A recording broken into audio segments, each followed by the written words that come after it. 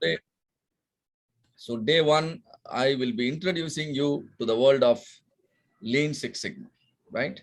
And the hierarchy, the belt levels, and the basic quality principles. And definitely, we will be discussing today. And then tomorrow, I will take you deeper into Six Sigma because Six Sigma is number-based strategy. You use number, you use data to take decision. When you are using the data, that approach is called statistical approach. So what is statistics? How to use statistics? All of you could have studied statistics and some of you could have already studied Six Sigma. You might be already a green belt or a black belt, I guarantee.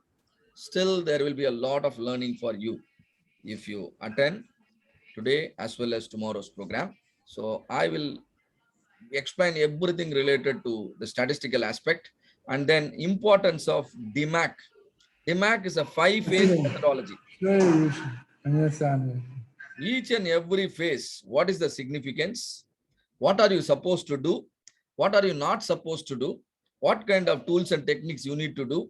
And then what are you supposed to deliver at the end of every phase? I'll give a broader picture of it. It will be like running through a DMAC project. So that will happen tomorrow. And most importantly, the practical meaning of Six Sigma. And what is Sigma and why it is Six Sigma? If I say 4.5 Sigma, what does it mean? If I say 7 Sigma, what does it mean? How it matters to your company, how it matters to you, how it matters to your customer, and all the challenging questions, you will gain absolute clarity. This is definitely way beyond the expectations of a white belt. That means the level of knowledge you are going to acquire by attending the white belt program is going to be definitely way beyond comparison. There are many green belts and black belts in the market who do not have clarity for this question, but you will have an absolute clarity. That means you are straight away, you are going to position yourself in the top 10% of the Six Sigma experts in the entire world by taking your first step, right? And let us see how many of you are going to take that step. All right. So how it all started, understanding a little bit of history is always important. It all started from a company called Motorola.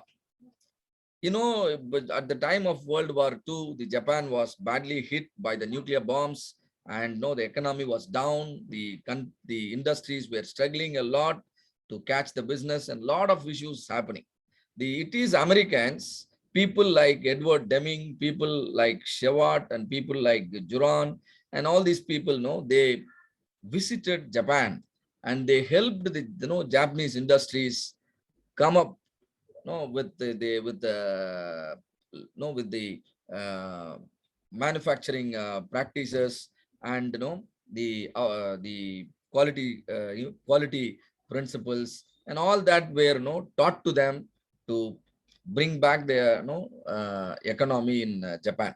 And as a result, the Japanese understood how important is quality, how important following the quality principles are, how important it is to use the appropriate tools and techniques. Whatever philosophy we discussed, all of them the Japanese learned. What happened as a result? At some point of time, the Japanese products have become the world-class quality that the Americans found difficult to compete with the Japanese products and services. And it is time around 1980s, the US-based company called Motorola was manufacturing televisions. They were manufacturing televisions in the brand name called Quasar. But they experienced a lot of problem in the sense the televisions were failing in the hands of the customers. Imagine you purchased a television and the television doesn't work properly within a month. What will you do? You will go for a claim, isn't it? You will obviously go for a warranty claim because the product is supposed to go through the warranty period of 1 year or 2 years, but all the television sets were failing.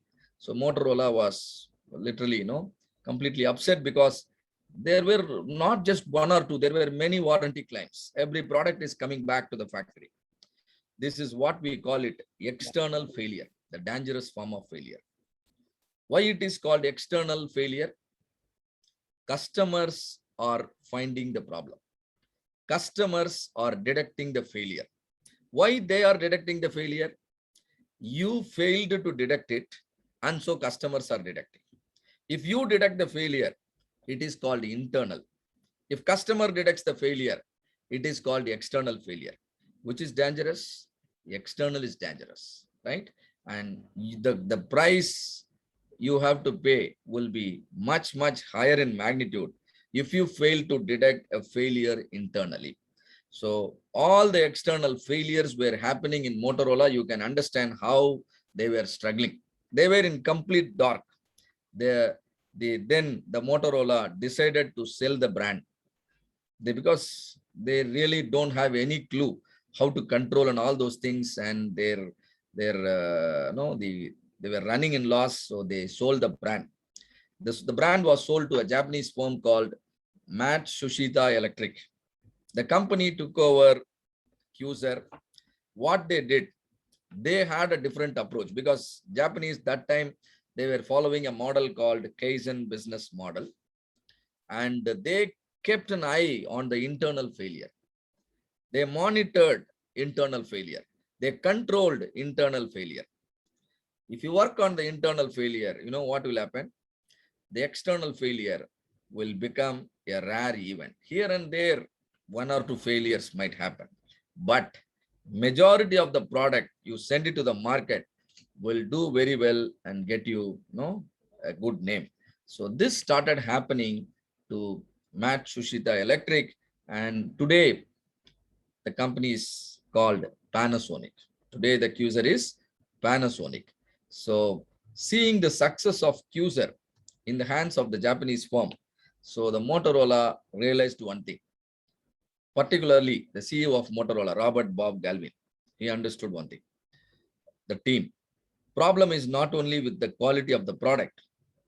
Problem is also with our approach towards quality, right? Our approach towards quality. And so he immediately called all his executives, like how all of us are discussing today about quality, lean, and Six Sigma. Bob Galvin called all his executives and challenged them with the task of improving the company 10 times, a tenfold growth in the next 5 years. And the responsibility was given to two people. One, Bill Smith, you are seeing here. Bill Smith, he is an engineer by profession. And another one, Dr. Michael Harry. He is a statistician by profession. So both of them were given the responsibility. What is the responsibility given? Improving the company 10 times in the next 5 years in terms of several results. You know what they did? They developed a statistical metric-based approach. What is statistical? Using numbers to understand how are we performing. Using numbers to understand how are we performing. Instead of going in a subjective way, they are going in a quantitative way. Each and everything is measured in terms of numbers. How is this machine performing? What is the availability of the machine? What is the performance of the machine? Every department, every individual, right? And the organization as a whole, the KPIs and metrics were developed, and the statistical approach was selected, was introduced. And when I say statistics, I should tell about one important person. He is Carl Friedrich Gauss. He is a German mathematician born in the year 1777. He is the one who introduced the concept of normal distribution to the entire world. According to him, anything that is happening in this world, in a natural way, follows a specific pattern. If you visualize the pattern, that will be in the shape of a bell. That will be in the shape of a inverted bell, and he named it normal distribution. Most of the phenomenon will happen in a normal way only, and that's why we most of the time call, suppose we go to doctor and doctor asks, how is your body? Sir, now it is normal. So generally, most of the time we run a normal health. Similarly, most of the time we run our business in a normal way. So the normal distribution, understanding normal distribution is important to understand how are we performing. And using the thing only, they developed the statistical approach, and to sort out any failure, any problem, they developed a methodology called, they named it Six Sigma methodology. They named it Six Sigma methodology. Again, when they name it Six Sigma, again, the statistics is the reason behind. It simply means, definitely all of you will find it difficult to understand the statement which I am going to make. They named the methodology, the problem solving methodology, as Six Sigma because when you operate your process, at a point which is Six Sigma units, away from the customer specified limit. You are operating your process at a point, and that point is Six Sigma units from the customer specified limit at either side. If you simply make that happen, if you run the process at a point which is at a Six Sigma units from the customer specification limit, your process will start producing defect-free output. If at all there is any defect coming out, that will be limited to only 3.4 out of 1 million opportunities. This is what they call it, 3.4 DPMO. So this is the benchmark. This is the goal of Bill Smith and Michael Harry, to ensure we run processes and the failures are limited to only 3.4 DPMO. And they named this methodology as Six Sigma. I'm very sure understanding what I spoke now is difficult, but this will become crystal clear once you understand what do I mean by specification limit, what do I mean by control limit, and what do I mean by operating the process at a point. What is that point, right? So all that will be taught to you as we progress.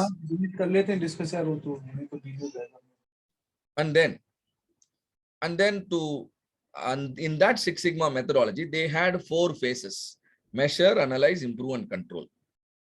What gets measured gets improved. And then you analyze the problem for the root cause. And then improve the process. Improving the process is nothing but fixing the root cause. And then control the critical factor, control the root cause, because it is the root cause which caused the problem. If you control the root cause, same problem cannot come again. So this is the 4-phase methodology, and it worked very well for Motorola. Within next 10 years, Motorola saved $16 billion exclusively through the improvement projects, exclusively through the Six Sigma initiative. And Motorola was also awarded Malcolm Baldrige a National Quality Award in the year 1988. And seeing the success and magical results produced by Motorola, all the other companies got inspired. Not only manufacturing, service industries, automotive, electrical, pharma, healthcare, banks, and nowadays you can say simply all the companies, right? Every company, when embrace this methodology, they can definitely become a big brand in the market. That means a lot of companies followed Six Sigma, and it is one specific company I should mention now, General Electric. General Electric, they adopted Six Sigma, and they converted the methodology from 4-phase to 5-phase. MAC was converted into DMAC because defining the problem is important before measuring. So the General Electric CEO, Jack Welch, added one more phase. So that happened in 1995. So 1995, the 4-phase Six Sigma methodology has become 5-phase methodology. Today it is 2021.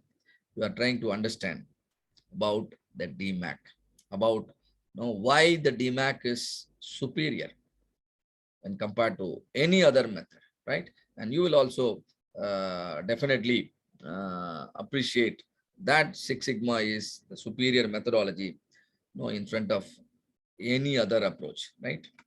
As we understand. So it is Michael Harry who developed the belt level in Six Sigma. Why the belt levels are developed? Because for somebody to practice a methodology which they developed,